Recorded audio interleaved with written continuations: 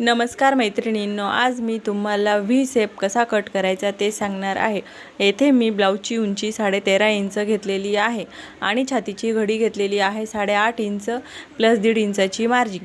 Armhole घेतलेले आहे 5.5 inch आणि शोल्डर घेतलेले आहे पूर्ण 5 इंचाचे।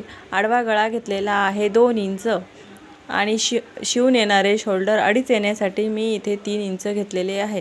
या पद्धतीने शोल्डर टाकून घेतलेले आहे।